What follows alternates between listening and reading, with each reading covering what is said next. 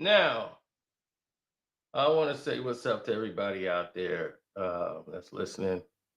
I appreciate the love and support, and we have paid that back in full on the Patreon for all my members. I say I'm doing it for all the members, so they will have the first stab at it. I might bring it to you guys a little later, but for my Patreons, I took care of you guys first. So that way, all of y'all get to earn some money. But Keefe D, Keefe D is locked up. Can you believe that?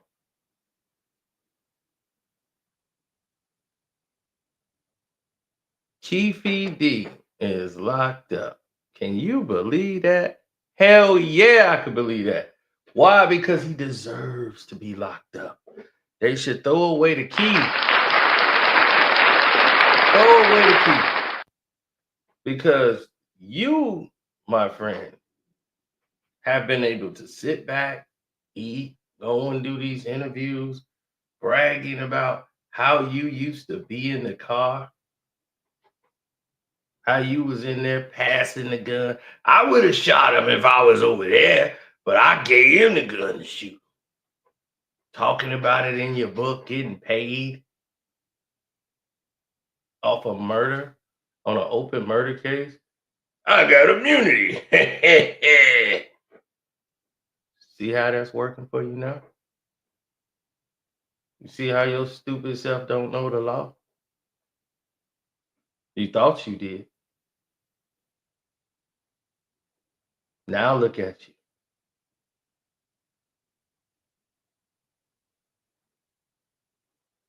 Looking like a turd. Sitting over there for the rot for the rest of your life. You can get mad, you can appeal, but you're a snitch, liar, murderer, coward.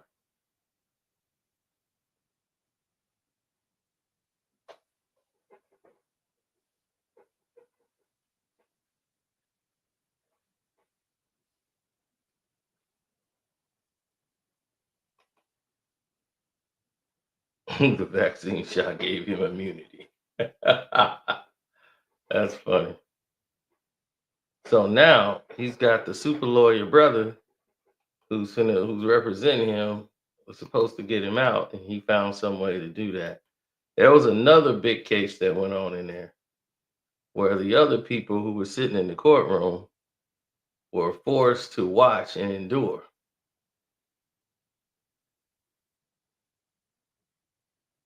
Now, when you see these people here, as you see Keefe D is all the way in the back. All these other people was on trial because they had another case. This guy named Elwin was in there, and that was emotional and very, very much difficult to watch for most people who were sitting there. They saw that, and it was just tears rolling. It was a huge mess.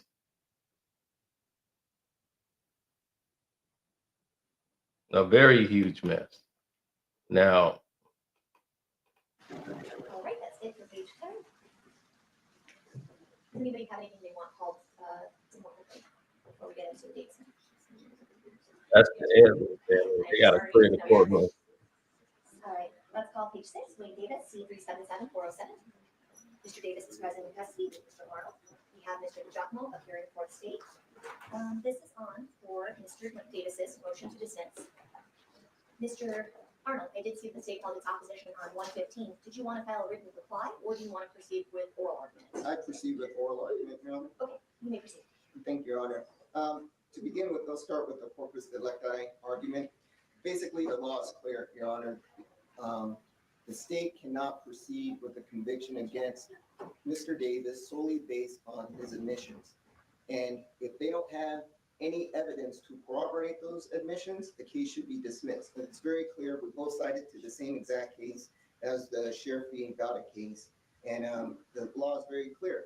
that we cannot have just the confessions, because if you just leave that to the jury's going to just assume guilt because he confessed.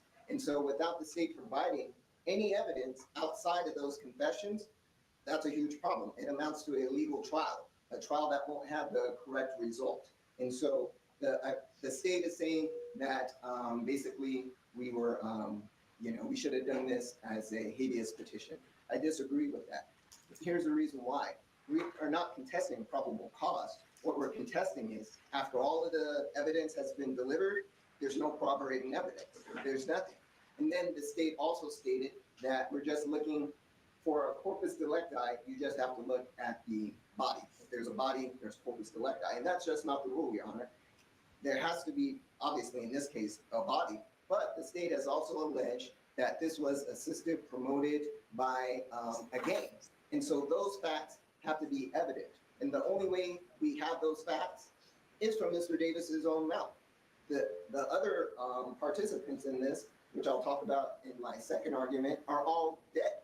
And so, but for Mr. Davis speaking and giving those statements, there is no corpus delicti in this case. I'll go to argument 2. And that's Mr. Davis's right to a fair trial and due process. The state pointed out the correct standard of review for that, and I don't disagree with that standard. However, the part that we disagree with is whether Mr. Davis is prejudiced or not. They're saying, well, the witnesses that died are going to give speculative, well, it's speculative as to what the witnesses would say. In those cases, yes, that would have been the situation. In this case, it's different. I'll just concentrate on these 4 witnesses, Your Honor. Eric Martin, and just for the court's edification, Eric Martin was the person that supposedly gave the gun. DeAndre Smith, he was in the backseat. Terrence Brown, he was the driver, and Orlando Anderson was alleged to be the actual shooter. Without these 4 co-conspirators being alive, being available at trial, basically, Mr. Davis is completely prejudiced from proceeding. And his defense is he made this all up for profit. These individuals, these co-conspirators, have to exist in an effort to kill Mr. Tupac Shakur. If they're not alive, if Eric didn't give him the gun, if DeAndre wasn't the driver, if Orlando didn't shoot, we don't have a murder, according to the state's theory, which is following, again, solely the omissions. So we go back to when was this information available to the state? I would allege that it was available all the way in 1996. Everybody knew Orlando Anderson was in a fight with Tupac. Well, he wasn't in a fight. He got beat up by Tupac and other members of his gang viciously. He was the #1 suspect right off the bat. There should have been an alert. The police should have been searching for Orlando Anderson, but we always knew where he was because he went back to LA. They could have been in contact with him. They could have gotten statements from him. They could have gotten statements from Mr. Davis. They could have gotten statements from Mr. Martin. They knew all of these players way back in 1996. I don't know what happened. I'm sure Mr. Giacomo doesn't know what happened in regards to why the district attorney's office did not proceed with prosecution or at least an investigation at that time. But it's a tactical delay that goes severely against my client because now all of these players are dead. I'll fast forward all the way to 2009. In 2009, the Metro officer comes down to LA and gives us, Mr. Davis gives the statement. That statement, all of the elements of this murder and what the state will attempt to prove at trial if the trial goes forward is what Mr. Davis had said. They had that information. They did no investigation. At that time, Eric Martin was still alive, and also Terrence Brown was still alive. Orlando had passed in 1999. I think DeAndre Smith in 2005. But at least 2 major players in this co-conspiracy are passed. The DA's office, again, does not do any investigation beyond that. And so, with that, we feel that my client's sufficiently prejudiced beyond repair. It leads me back to the immunity argument. In 2009, I counted, well, I'll just go through the pages, Your Honor. In that 2009 discussion with the Las Vegas Metro Police Department's officer, Detective Long. On page 3, he says, no intent of arresting Keefe. Page 11, I'm not here to arrest you. I'm not here to arrest you. I'm not going to arrest you. Page 12, you're free to leave. I'm not going to arrest you. You can go wherever you want. Page 103 and number 4, Terrence Brown was still alive, and the detective said, I was not going to arrest him. Page 134, I want to close the Tupac case. Page 138, this is confidential and covered, and you cannot be charged on it. Basically, you have the state was given the information by the LAPD. The LAPD had a immunity agreement with him out of the 2008 confession. The 2009 confession came by a product of Detective Dupree. Detective Dupree set that up. The only reason he set that up and why my client would have agreed to was that everybody was on the same page, that immunity was going to be provided. If it wasn't, how come he wasn't arrested right then and there? Because he said, I got the gun from Zip Martin. We were in a white Cadillac. I handed it to the back seat, and then Orlando took the gun and shot Tupac. All of that information is back there in 2009. But again, the DA office, and again, it's not these players, it's not Mr. Wilson or Mr. Giacomo. That decision was made back then not to proceed with the trial. And now it's the state's burden, we believe, to show why they did not go forward and prosecute. They just can't sit here and say, well, he kept talking about it. No, you had that information in the beginning. You should have arrested him back in 2009. And so it had to be for a tactical advantage. That being, everybody's dead. It leaves Mr. Davis on the hook, and then he can't answer for all of the statements he made after that, other than was for profit. And so, regarding the timeline that you've laid out, yes, Your Honor. would Mr. Martin and Mr. Brown have been alive after the Compton Street Legend book was published or no? What is that, 2018, right? 2019, no, the Terrence Brown dies, I believe, in 2015, and Zip Martin, I don't recall exactly when he died. But it's not your argument that he ultimately would, if that's the state's triggering event for starting to investigate, that he would not have been alive at that time. After the book, right, when the book was published. Yeah. After the 2009, he was still alive. Of course, the Detective Long interview, of course, they're still alive, but except for Mr. Anderson and Mr. Okay. I just wanted to make sure I answered it. Yep. And outside of any other questions, Your Honor, I would submit. Okay, thank you, Mr. Arnold. Mr. DeJohnson, anything you want to add? Just briefly, as it relates first to Corpus Electi, that's death by criminal agency. Obviously, Mr. Shakur didn't shoot himself, so that is satisfied in a homicide by proof of the facts and circumstances which were testified to by the grand jury. And it is an argument. We didn't go through all of the evidence that is potentially out there. Their argument is there was insufficient evidence presented at the grand jury in order for them to be held under the Corpus Electi rule. Even if you were to take it a next step further and say you have to have some evidence of a conspiracy independent of the bullets in Mr. Shakur, there's clearly at least a driver and a shooter, so evidence of a conspiracy exists. And so therefore, Corpus Electi is satisfied no matter how you look at it, one way or the other. I also would dispute there's no independent evidence to corroborate, but that's not relevant in a Corpus Electi argument. Corpus Electi is about criminal agency, and there is clearly criminal agency in this particular case. As it relates to the second argument, I'm unclear exactly what their argument is on the tactical decision we made. Their argument is he fully confessed, which as the court reviews that transcript, you can tell that he is being a knowing spectator all the way up until Dan Long gets kicked out of the room. That his lawyer and Detective Dupree have a conversation where his lawyer tells him, hey, if you say the wrong thing, this guy can arrest you. And as you well know, because they're in California, Dan Long can't arrest him. Dan Long has to come back here, submit a warrant for his arrest, and take him into custody. Detective Long never tells him that he has immunity, but even if he did, all that would go to is the admissibility of the statement, because Detective Long doesn't have the authority to issue that, nor do the LA DAs or the LAPD or the federal government. Only a court in the state of Nevada can say Mr. Davis has immunity from the crime of murder in the state of Nevada, and he has pointed to zero evidence whatsoever of any immunity. He has referenced some proffer agreements that he had with other agencies, and certainly that can be the subject of future litigation as to which of those statements are admissible or not admissible. And then The other, I guess, argument is somehow we waited intentionally so everyone else would be dead to charge Mr. Davis with a crime. No, Mr. Davis chose upon himself to publicly confess to a crime multiple times. And that's the evidence that spurred the investigation of Detective Mogg and ultimately resulted in his arrest. Mr. Davis has no basis to complain that he's sitting in that box right now. Because Mr. Davis got up there and then even quote once said, I think it's in May of 23, on video, I beat the streets, I beat the feds, and I beat cancer. That was his choice to make.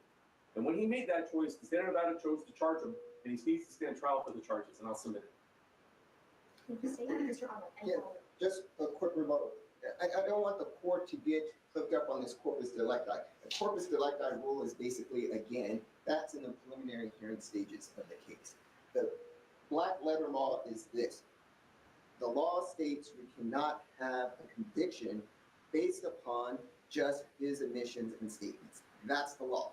If the state at this point puts on a trial to a jury and that's all they have is his admissions, that whole trial is illegal. That's a legal trial. It's going up for appeal. It should not happen. They need to have something else, a gun, a witness, something else that puts this gentleman, those three co-conspirators in the car. They need to have a witness to say that the gun was given to from Mr. Martin to Mr. Davis. They don't have anything. They don't have anything to even prove that my client was in the state of Nevada at the time of this incident. I mean, basically, they have Orlando Anderson, but we don't know if the Crips were here.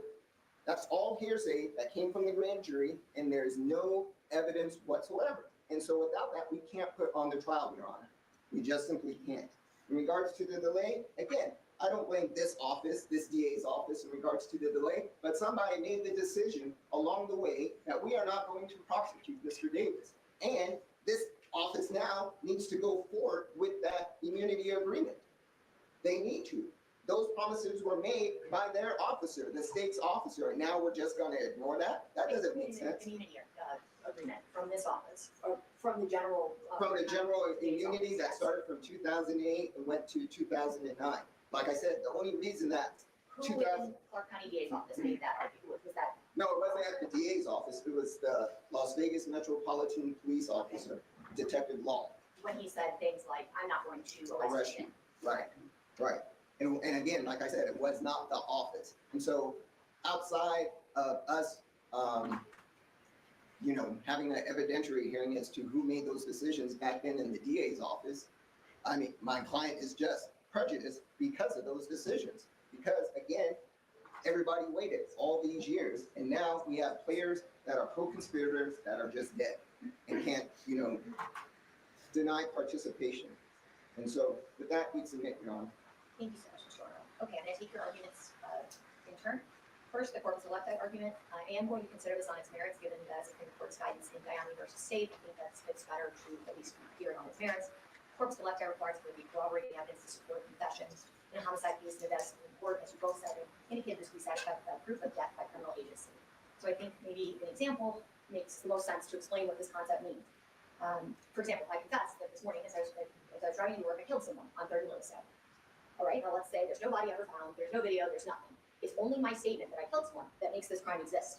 However, here, that is not, in this case, that isn't the case.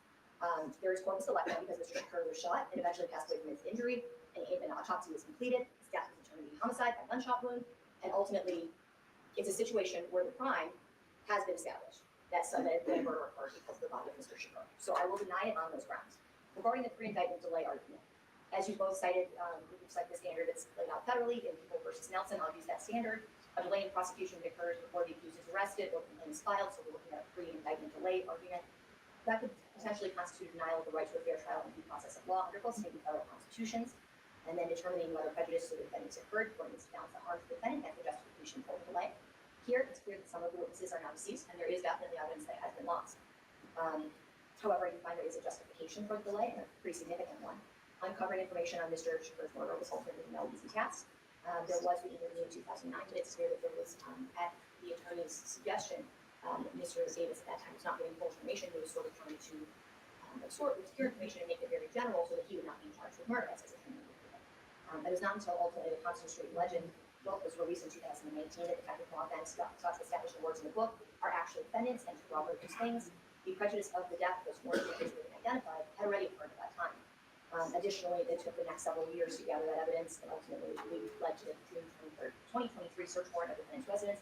After that search warrant was executed, then the grand jury indicted the defendant after several meetings in September 2023. The defendant has not provided any evidence to establish that the delay was intentionally done to gain a tactical advantage over the prosecution related in bad faith. I don't see that the state really does gain any sort of tactical advantage here. I still think it's a really uphill battle for them given what they have.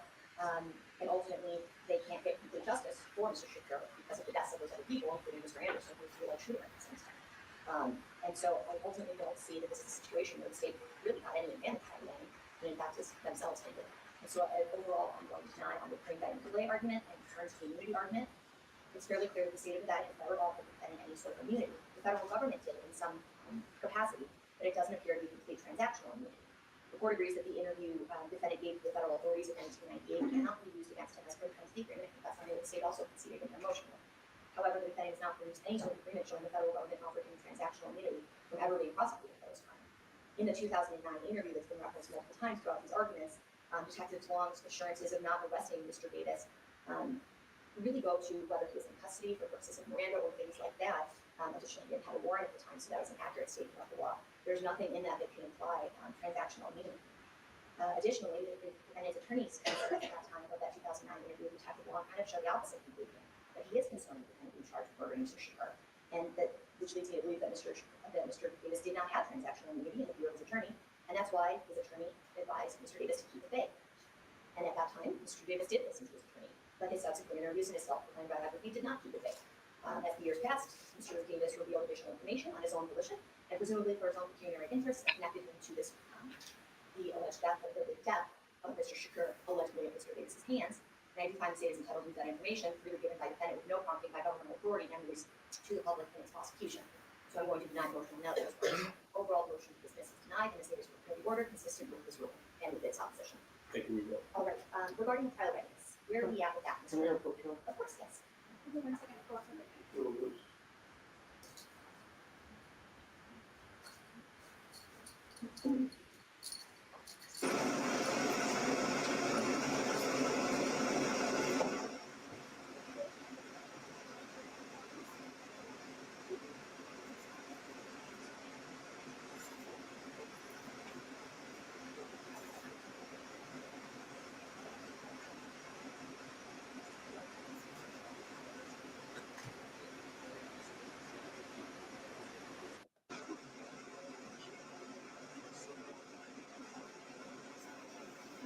All right, Mr. Davis does want to speak to Mr. Arnold. I'll give him an opportunity to do that. If you need to read that, please let me know, Mr. Arnold.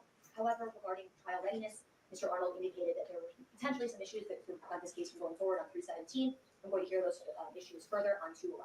All right. So we'll see everyone back 2/11 at 9 a.m. for status check trial readiness. All right, thank you. So on February 11th, they will be back. Now, breaking this down in its very last compound, I need Judge Olu Stevens.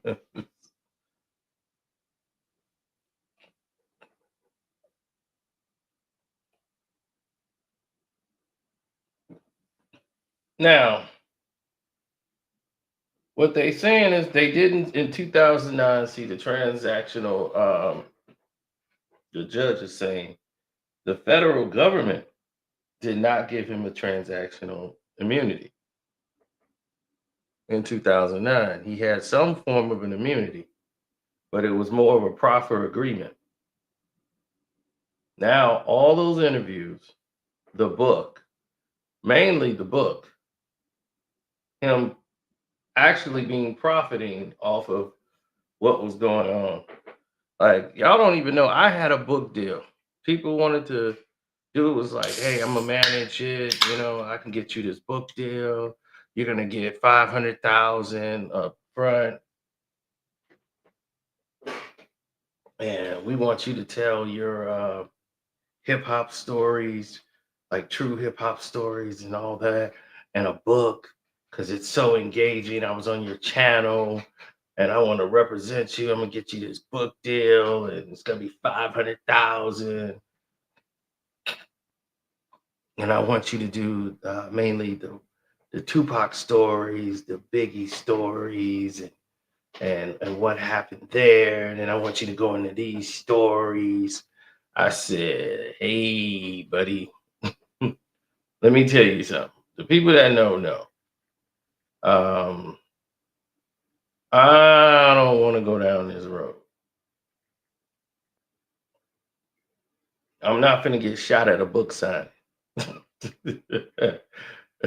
Then that was my whole thing of concern. But then the second level of concern is some of the people in this story, in these hip hop stories, ain't alive no more. Some people are gone in certain stories. What's gonna happen in that said scenario? What's gonna happen?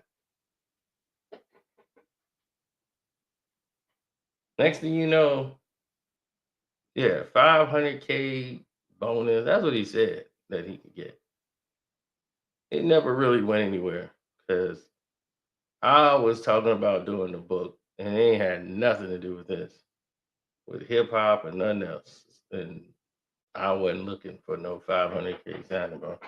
And it was a book that wasn't gonna get that, but he was like, "No, I can get you one with a 500K signing bonus."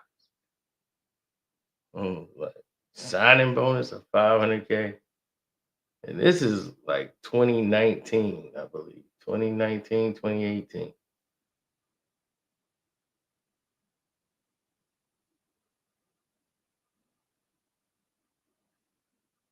He said, when you were in court for murder, he said the dumbest thing you could do is voluntarily tell the court you are a liar for money. They are never going to believe anything else you say, and rightfully so. Of course, Keefe D will do anything, lie, cheat, steal, tell, do anything to keep from going to jail. See, that's a weak man. He'll throw everybody under the bus just as long as he get to go home. You see, that's what the problem is.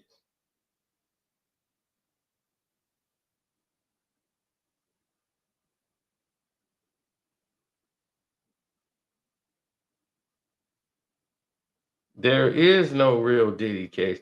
Diddy is coming home in May. This case is going to be dismissed. They're going to have to do a lot because the evidence they turned over, Diddy should have never ever been held on that information. There's nothing there. So you had no grounds for a raid. You had no grounds for any of it.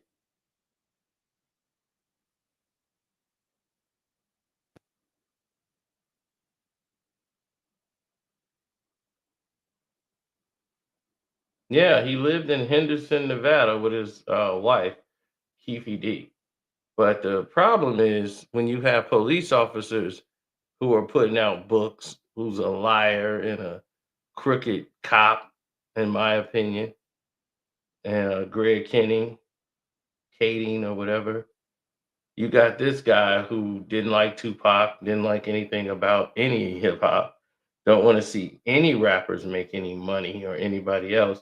All of a sudden starts working with DJ Vlad and working with Keefe D. They're putting out books about what really happened that didn't happen, just a bunch of lies that they cooked up to try to save the police department money and pass it. Viola Wallace is just, she's too old now to go and try to fight that and go into courts, and it's only going to bleed them of money. They're never going to get the LA settlement. So it's like, you might as well let it go.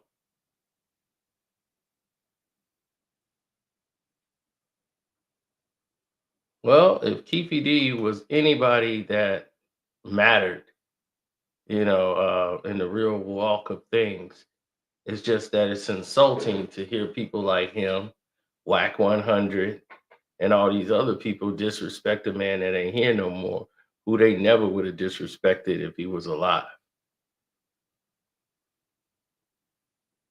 Not to his face.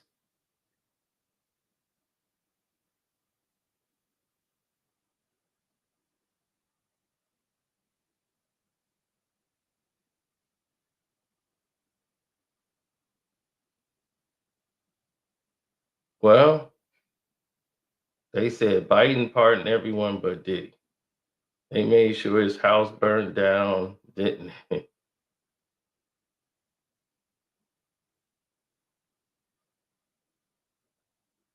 listen. All these detectives, they have all these people coming up talking about Tupac's last words. This is what he said to me, so they can get a check. These are people that didn't care if he got shot, lived, or died, or whatever. They could care less. They want to see how much money could they get off of him.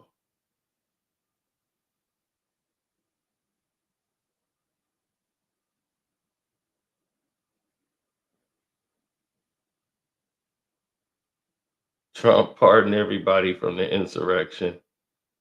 Even the person that shot and killed somebody, he got pardoned too.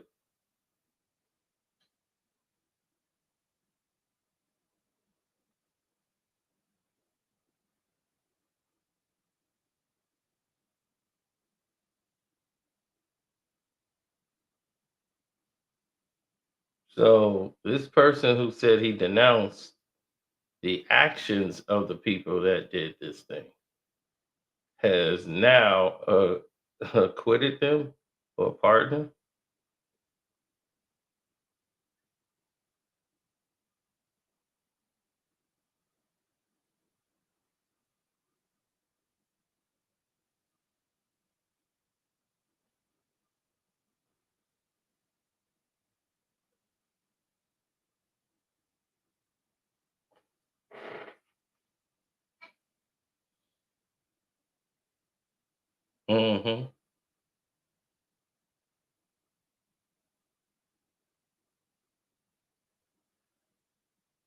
Well, it's a lot of people that feel that way.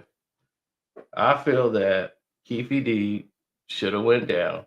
I feel he was a part of it, if not a huge part of what went down. And his testimony about what happened was enough to convict him and arrest him then. They just didn't care. As Russell Poole did his investigation into what's happened, and a lot of what he found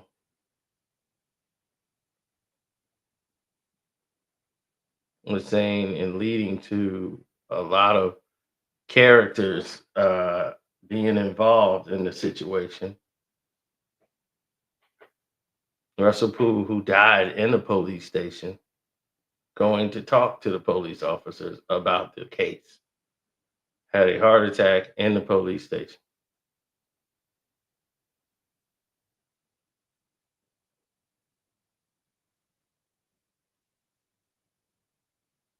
Well, when Russell Poole investigated and found out that there were police officers attached to the case on both sides, in both cases with this and Biggie,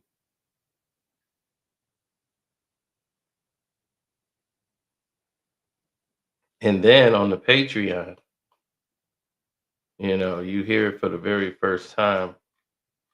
You know, I put it out last night about this morning, about 6 hours ago. So 6 hours ago, Jada Pinkett, in her own voice, tells you she thought Suge Knight was involved in Tupac's death. Suge Knight gave Jada Pinkett Tupac's ashes. And from that moment, she knew Suge had something to do with it. It was the way he did it. Tupac was cremated and put into ashes in a little like receptacle, little cardboard box. And Suge came and handed it to her like it was nothing when they had the ceremony for Tupac at Jasmine's house in LA. Afeni is there, Jada's there, and they bring Suge come over and he bring Pac ashes over. And here's your homie, and handed it to her. And he got a smirk on his face and he has no concern. I know, I'm sorry for your loss. None of it. And that made Jada right there. She knew from that moment that she felt 100% he had something to do with it. And she wanted Suge gone. This is her own words. Even though she's looking like a demon.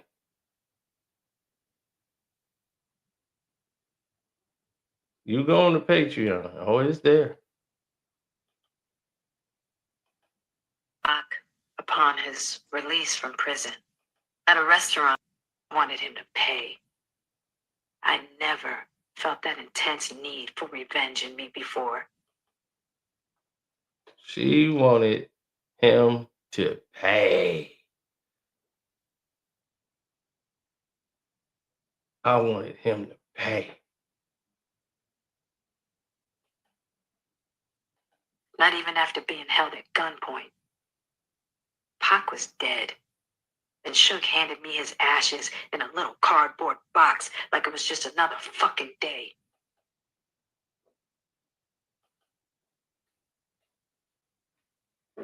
Now, so if you on the Patreon, you finna be in for a treat.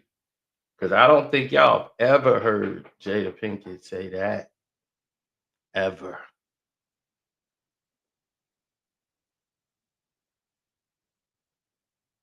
She never told anybody. So y'all can enjoy that. I told you I had some bombs to drop. I told you I had some bombs dropping this week on the Patreon. Y'all didn't believe it. There it is. And also, I showed y'all how to get money yesterday. And you're going to earn money. It's not even a joke. And you get, I told y'all, I'll bring it to YouTube a little later. But it's for my Patreon. So when you over there,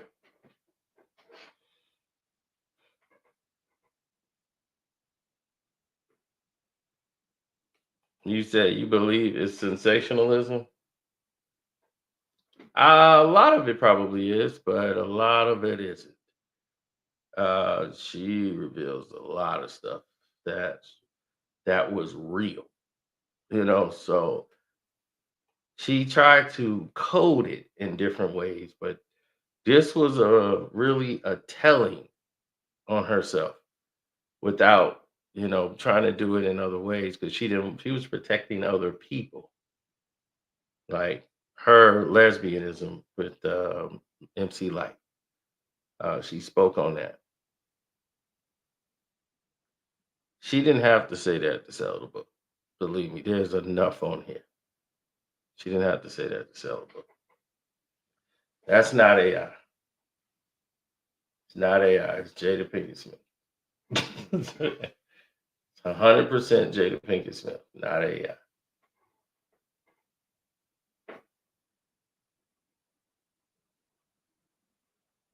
Do you know if that's not Jada Pinkett Smith and it's AI and I say it's Jada Pinkett Smith, I'm liable to be sued.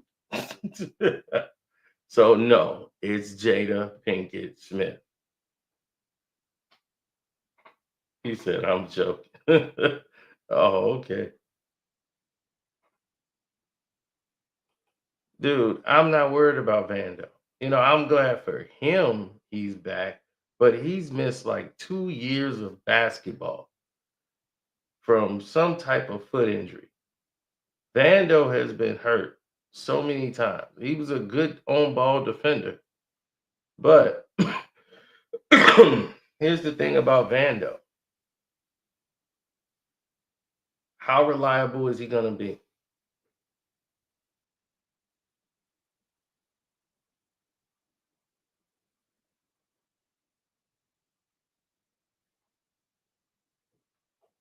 This February, he said that is not real. The state is going to sue her. Tupac estate is not going to sue no Jada Pinkett Smith, or they would have done it by now. They're not suing Jada.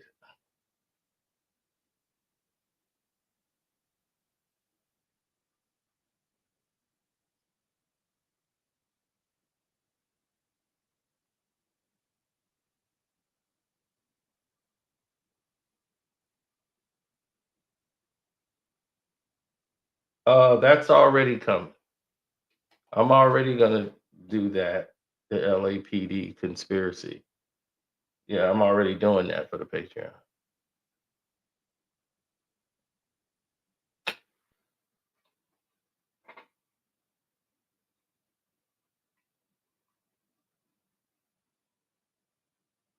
Hmm.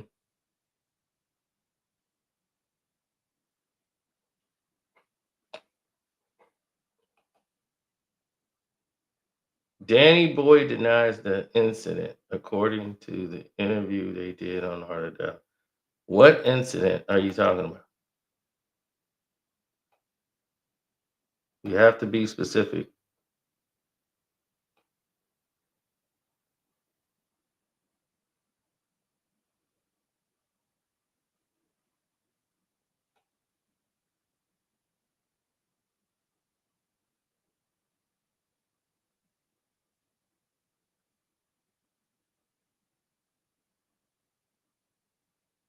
I don't know if Afeni had Suge pick it up and from the coroners or whatever, or for the funeral home. You don't know.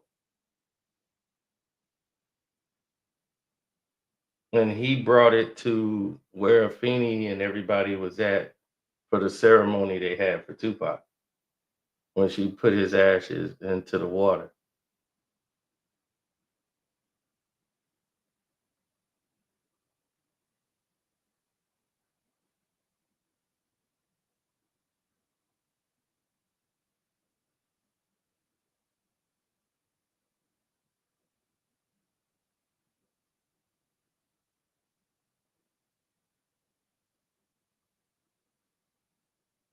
Hmm.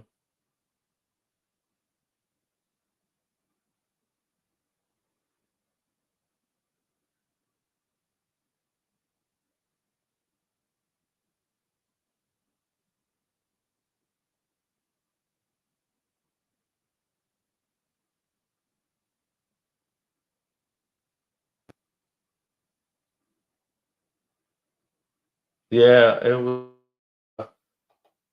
very sad, to say the least.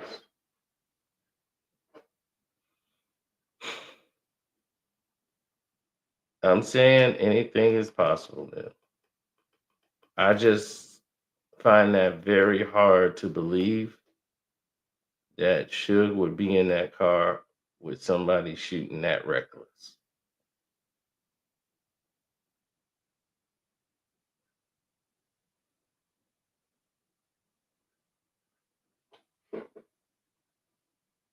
Now,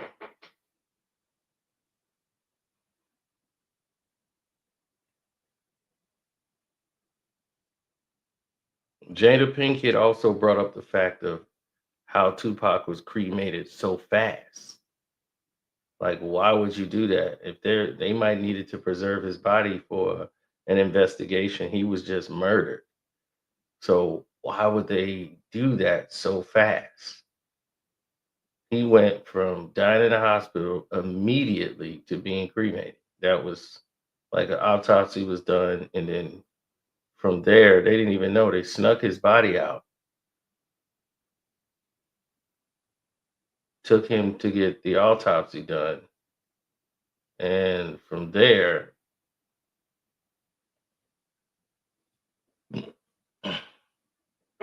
they said Afeni wanted him to be cremated. So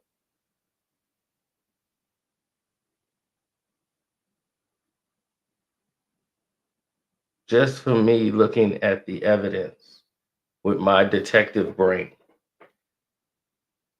I couldn't see Suge being the person that would be in the car with a gangbanger shooting. It would be if a professional shooter was taking shots at the vehicle, right? Let's say there was a professional who did it, and Suge's in the car, and the way the shots would hit the car, you would tell if a professional was taking the shots.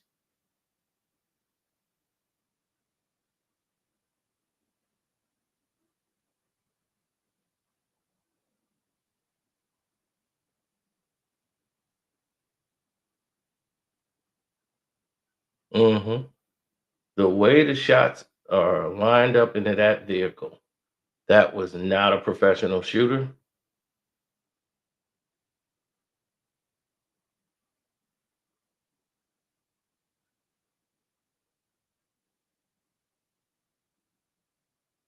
No, it wasn't a professional shooter. And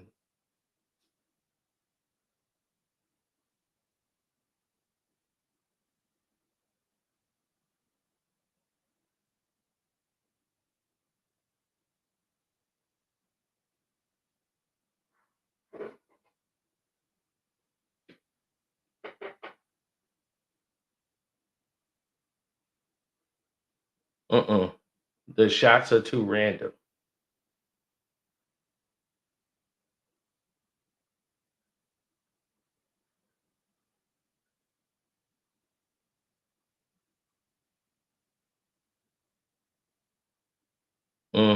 The shots are too random that hit the car.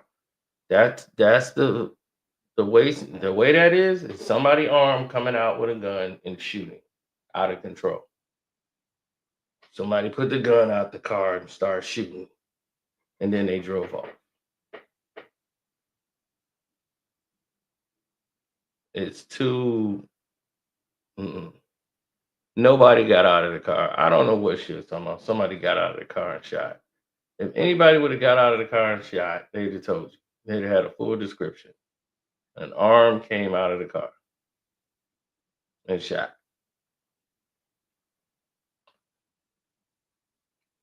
If the trajectory of the bullets are hitting the car at random spots, so it was just somebody spraying the area, like just letting off.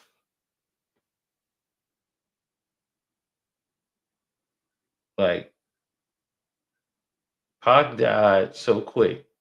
Like, I mean, he didn't die quick. I mean, the shots and all that stuff happened in like about 5 seconds, less than 5 seconds. It was all over. So what could he have done?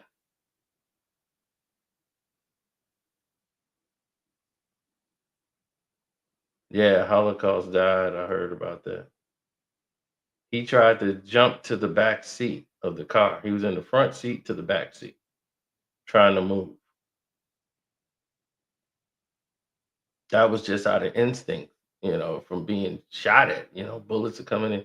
He ain't got time to figure out where anything's coming from. But him trying to move, that's what probably got him hit in the chest.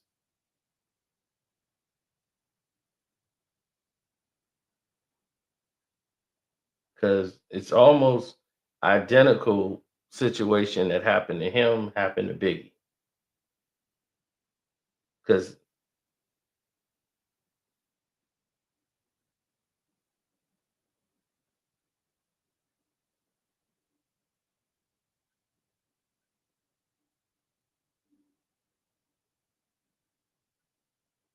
yeah, he had one bullet that hit his hip, and that was the main out of all the shots he took. That's the one that was the most damaging. It hit his hip bone and shot in his lung.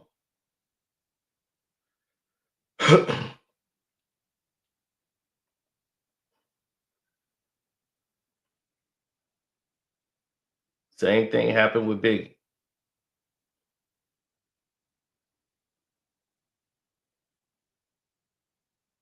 Biggie was shot in the hip, and it shot and made a diagonal cross until it cut his heart valve.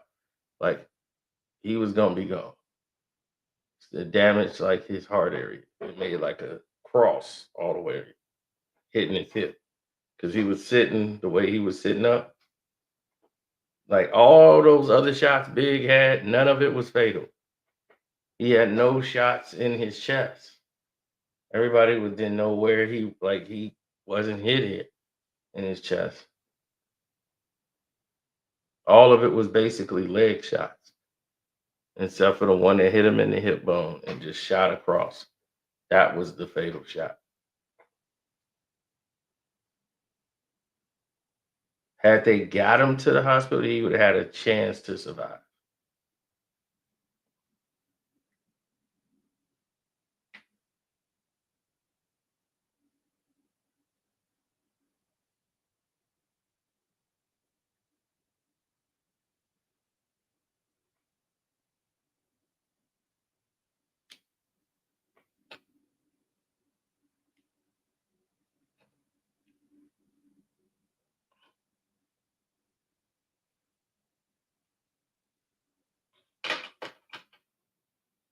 No, every time Tupac's organs were failing him.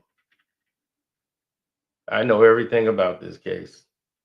Tupac's organs were failing him. So they put him on dialysis. So when they put Tupac on dialysis, he would flatline.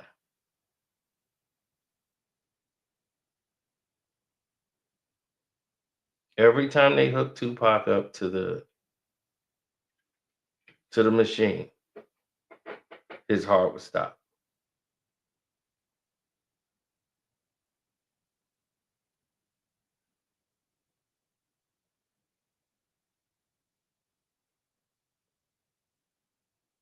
Yep. They would hook Tupac up to the machine and his heart would just give out. Like he would just stop. It would stop beating. They would resuscitate him. He came back to life. And they would hook the dialysis machine back up to him. And then his heart would stop again. He would flatline every time they hooked up the dialysis machine. And they did it like 5 times, resuscitated him. He came back to life. And every time they tried to hook the dialysis up, he would flatline. And his mom said, "That's enough. That's enough. Let him go. I can't see my son continuously going through this. Let him go. Let him be free."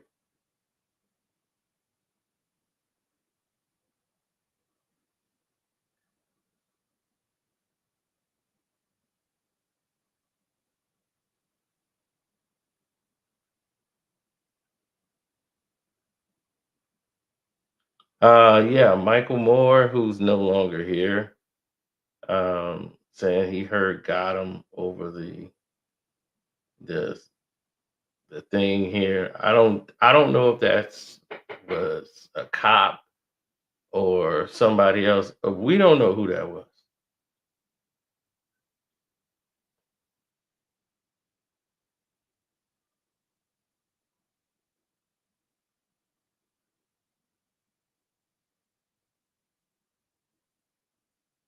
It's just so much craziness that went on in that situation. But from me watching everything that took place and knowing everything that took place, that we know from what's been out there, like I have since '96, right?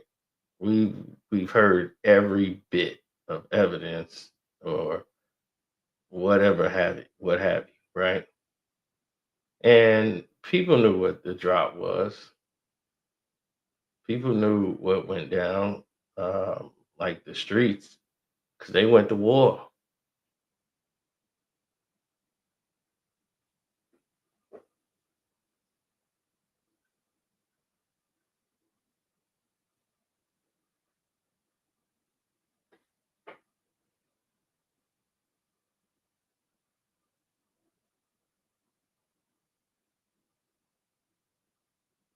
Yeah, they went to war, man. And when you go to war, these type of things happen.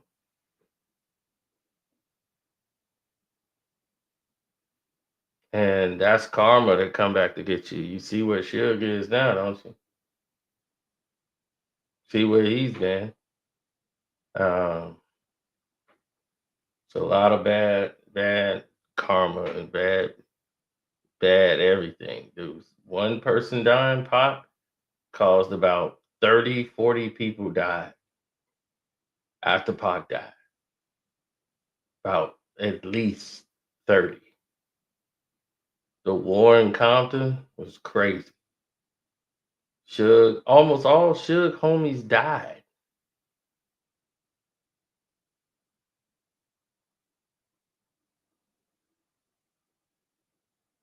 They got shot up. Mob James is the only one that's probably still alive.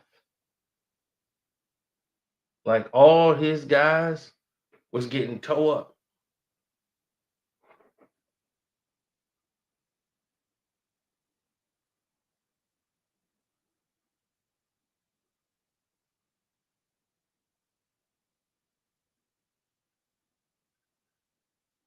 Yeah, Suge and Keefe D knew each other.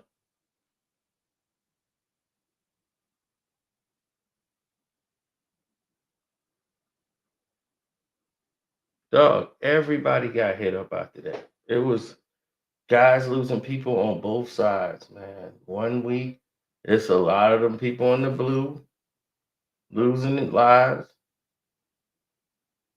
And on the other side, Suge was losing his people. Because they had two wars going on. Suge guys had another war going on with other Bloods.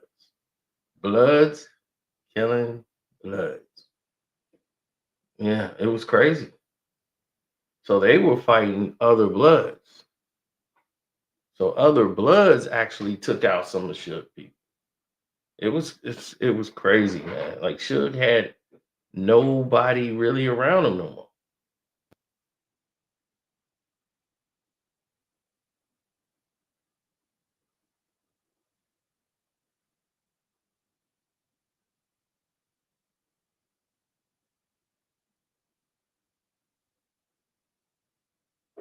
A lot of people say it's a government hit.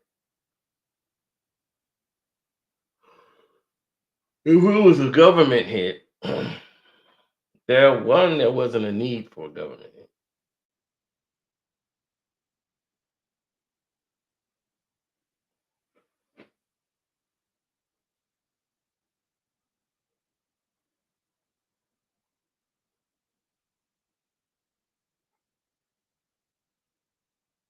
It was just too many street wars going on for uh, the mob powers.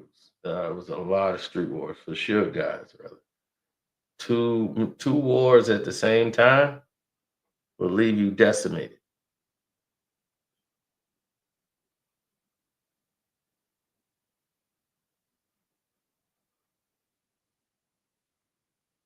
Keefe D had nothing to do with Biggie getting killed.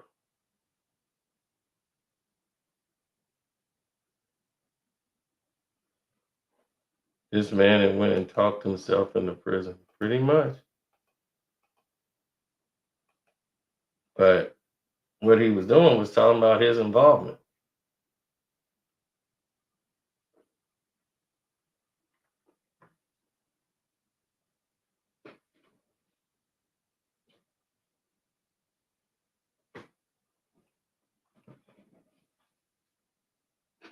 The government wanted Pac to stay in jail. Tupac was determined to never go back to jail. And when he beat up Orlando Anderson, he could have went right back to jail. Matter of fact, he was going back to jail. The judge was he had a case already because they were trying to lock him back up. They were pulling him over, trying to find guns. They were doing everything they could, and he had a court case coming up that was going to see if it violated his parole and send him back to jail. So that's why he agreed to do the police charity thing at Suge's club. It was like a charity party. That's what the party was for at Club 662. That was a police officer.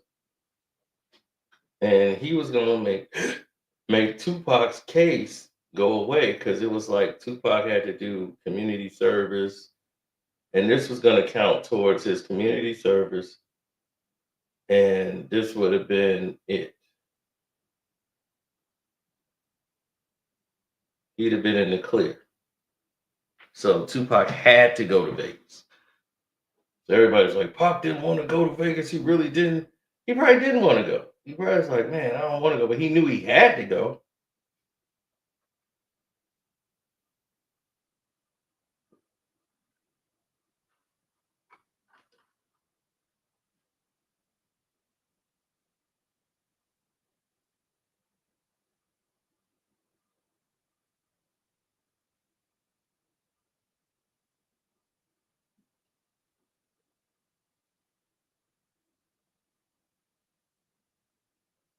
Mm-hmm.